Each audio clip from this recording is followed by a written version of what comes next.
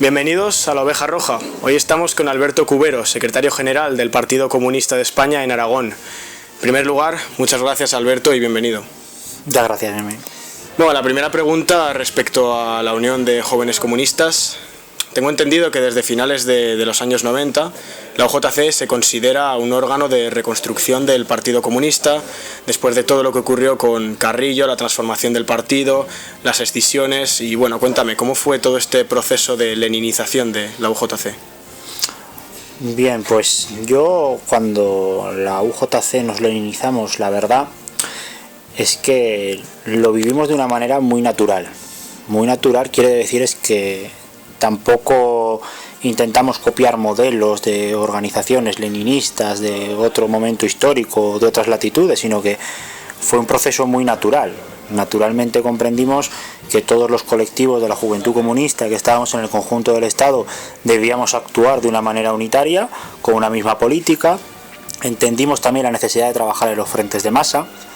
Entendimos también la necesidad del papel de la ideología política, del estudio del marxismo y del leninismo, y al final yo siempre valoro que fue de una manera muy natural y muy lógica como la UJC adquirimos el proceso de leninización y pasamos a ser una organización marxista-leninista. Por lo tanto, yo creo que fue, por primer lugar, un proceso muy natural. Yo así lo viví cuando lo hicimos, y creo que también fue un proceso bastante eficaz, porque la transformación de la UJC de principios de los años 90 hasta mitad de los años 2000, finales de los años 2000, la verdad es que pasó de una organización con muy poca o muy leve presencia en las calles, una organización muy débil, a la UJC que tenemos actualmente, que es una organización bastante potente en el ámbito juvenil, con una gran presencia en los frentes de trabajo juveniles. ¿Qué implica la toma de responsabilidades de antiguos militantes de las juventudes dentro del propio Partido Comunista?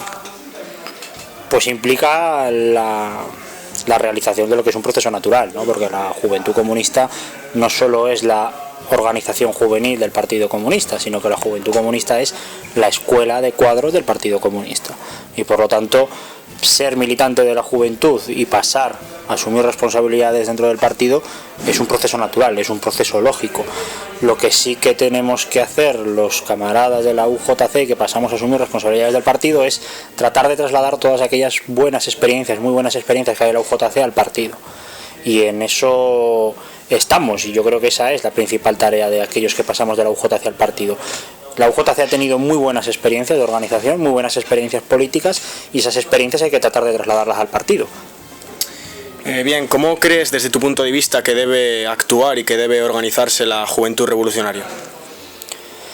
Bueno, la verdad es que eso es un debate que os incumbe a vosotros, que incumbe a la juventud. Nosotros ya, aunque seamos mayores jóvenes, no tenemos que entrar en ese debate, podemos aportar. Yo creo que la idea es fundamentalmente lo que venís haciendo. La juventud tiene que organizarse en base a frentes de trabajo. Y esos frentes de trabajo tienen que estar donde se socializa la juventud trabajadora y estudiantil. Y es lo que se vino haciendo en el proceso de la iniciación que hablábamos antes de la sectorialización de la juventud. Sectorializar la juventud en aquellos frentes de trabajo donde existe la juventud, que es el movimiento estudiantil, que es en las aulas, que es donde se socializa la juventud, y que es en el trabajo, en el mundo de trabajo, en las empresas, y ahí es donde tiene que actuar la juventud. Por lo tanto, yo creo que eso es fundamental, actuar donde están los frentes de trabajo de la juventud, y luego actuar con la indignación, con la rabia, con el sentimiento revolucionario que actúa la juventud, ¿no?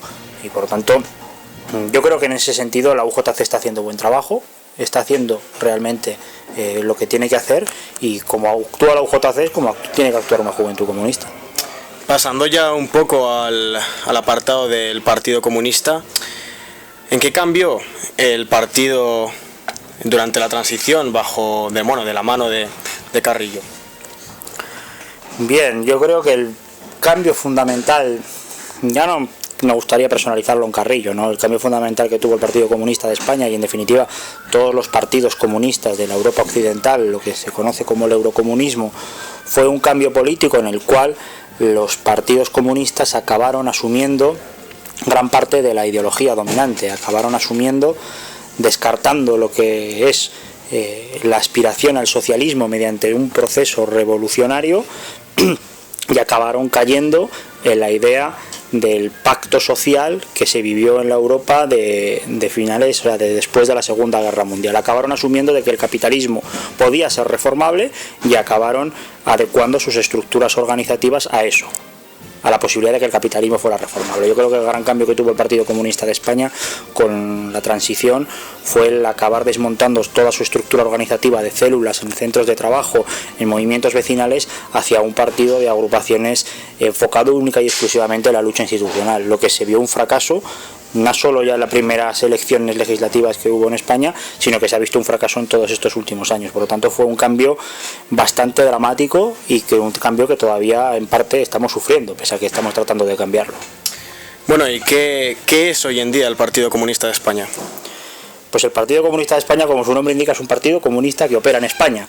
Es un partido basado en la ideología marxista, como tiene que ser todo partido comunista. Es un partido comunista que se denomina y se reclama el partido de la clase trabajadora, como decía el lema de nuestro último congreso, y es un partido que su objetivo es la transformación revolucionaria de la sociedad, en nuestro caso de la sociedad española. ¿Qué papel jugó el Partido Comunista durante la Segunda República, la Guerra Civil y posteriormente la dictadura franquista?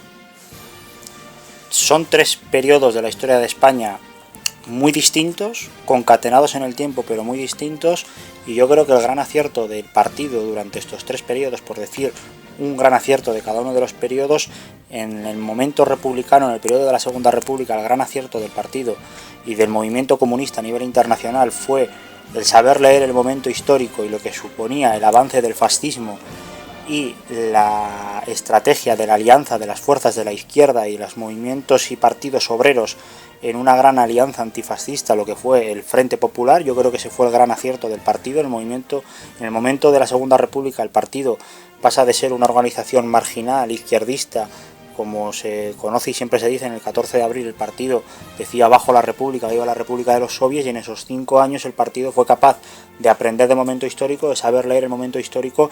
Yo creo que el momento culmen fue la apuesta por la alianza de todas las fuerzas de la izquierda política en un frente popular para derrotar al fascismo. En la Guerra Civil Española, el gran acierto del partido fue que fue la organización de la izquierda política española que puso en mayor altura la carne en el asador en la lucha contra el fascismo. Hubo otras organizaciones políticas, sindicales de la izquierda española que también lo hicieron, hay que reconocerlo, pero el Partido Comunista de España puso toda la carne en el asador en la lucha contra el fascismo, y eso es reconocido a nivel nacional, incluso a nivel internacional. Y en la dictadura, durante los 40 años de la noche larga del franquismo, el partido también fue un referente a nivel estatal y a nivel internacional. El partido era conocido como el partido y supo aglutinar a toda la oposición antifranquista en torno a un proyecto político que era el del Partido Comunista de España, y eso lo supo hacer por su potente estructura organizativa, que fue un partido que pudo vivir 40 años en la clandestinidad durante una dictadura. Bueno, ¿qué fuerza tiene el Partido Comunista y los comunistas en general hoy en día dentro de la izquierda española? Pues la fuerza que tienen es la fuerza que les da su militancia en compromiso político y sobre todo en discurso político. El partido tiene una fuerza militante, pero ya no una fuerza militante que se pueda cuantificar, que la tiene, sino sobre todo una fuerza ideológico-política. El discurso que el Partido Comunista de España ha tenido antes de la crisis económica y durante la crisis económica es un discurso político que se ha ido cumpliendo paso a paso, y por lo tanto el principal valor del Partido Comunista de España en este momento en la izquierda política es el valor ideológico que tiene un partido basado en la ideología marxista y que hace un análisis certero de la situación que vivimos y sobre todo de la estrategia política que es necesario seguir en este momento. Bueno, pasando un poco ya a Izquierda Unida, ¿qué es para ti Izquierda Unida? Pues Izquierda Unida es, como marca su definición estatutaria, un movimiento político y social que aglutina a amplios sectores de la izquierda política española. No a toda la izquierda política española, pero aglutina a amplios sectores de la izquierda política española, entre los que estamos el Partido Comunista de España, pero entre los que están otras organizaciones de la izquierda política española, como es Izquierda Abierta, como es el CUT, como es Izquierda Republicana, y también aglutina a muchos compañeros y compañeras que no tienen una afiliación partidera, sino que están a título individual en Izquierda Unida. Por lo tanto, eso hace que Izquierda Unida sea un movimiento político y social. Un movimiento político y social quiere decir que no es un partido en sí, sino que es una organización abierta a través de las áreas, a través de las asambleas abiertas, y es, como digo, un movimiento político y social que trata de aglutinar a parte, no a toda, de la izquierda política española. Trata de aglutinar a toda, por supuesto, pero ahora mismo solo está parte de la izquierda política española en Izquierda Unida. ¿Por qué crees que hay que trabajar y hay que seguir apoyando a Izquierda Unida?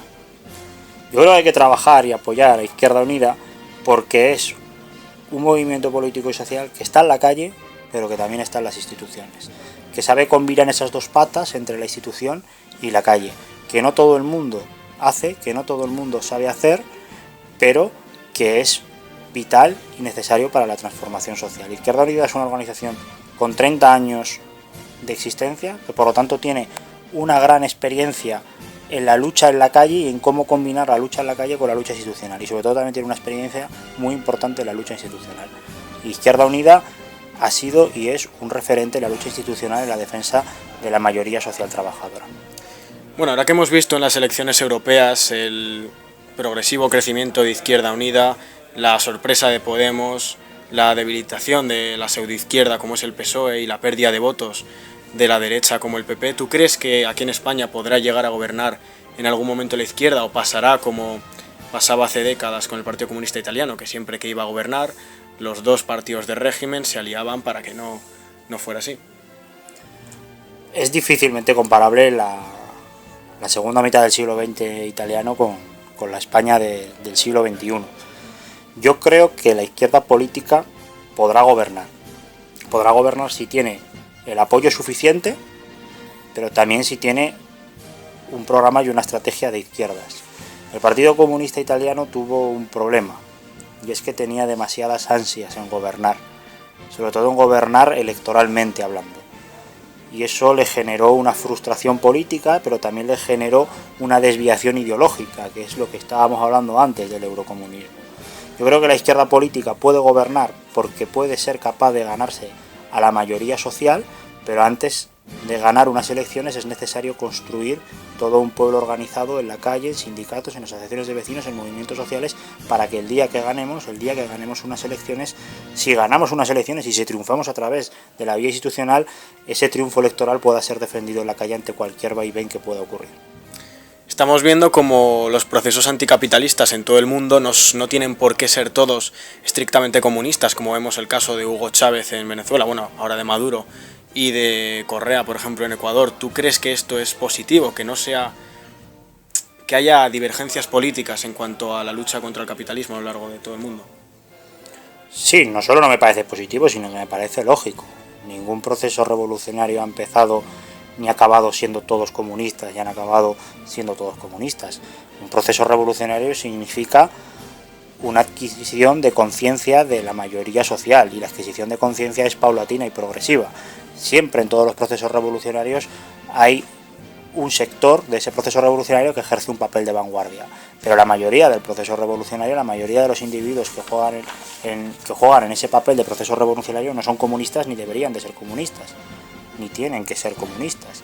Es lógico que no lo sea así. No lo fue así en la Revolución Rusa, no lo fue así en la Revolución Cubana, no lo fue así en la Revolución China, y no lo va a ser así en ningún proceso de transformación revolucionaria.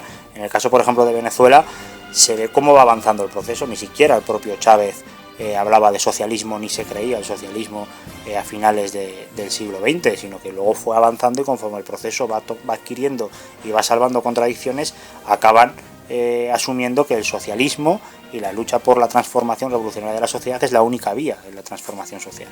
Bueno, después de haber visto, como dije antes, las elecciones europeas y los resultados de la izquierda, ¿qué crees que le depara el futuro a la izquierda española y al pueblo trabajador español? Pues yo creo que estamos en un momento histórico en el que hay dos alternativas, dos caminos. Uno es el de la salida regresiva de la crisis y otro es el de la salida social de la crisis.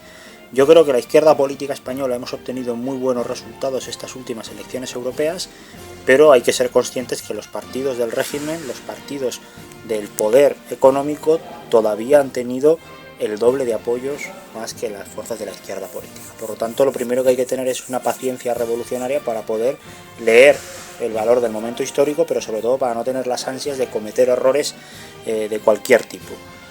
Yo creo que lo que nos va a deparar es que en las próximas elecciones generales y en las locales y autonómicas, los partidos del régimen, fundamentalmente el Partido Popular y el Partido Socialista, pero también CiU, PNV, UPyD, van a cerrar un gran pacto de Estado con el apoyo y el lavado de cara de la monarquía y que por lo tanto vamos a tener 4 años más de salida regresiva a la crisis. Y en esos 4 años la izquierda política tenemos que tener paciencia revolucionaria, saber comprender el momento histórico y saber generar la fuerza de mayoría social en la calle para que dentro de los próximos 4 o 5 años, en unas elecciones generales, pero sobre todo con el apoyo popular en la calle, se pueda transformar la realidad.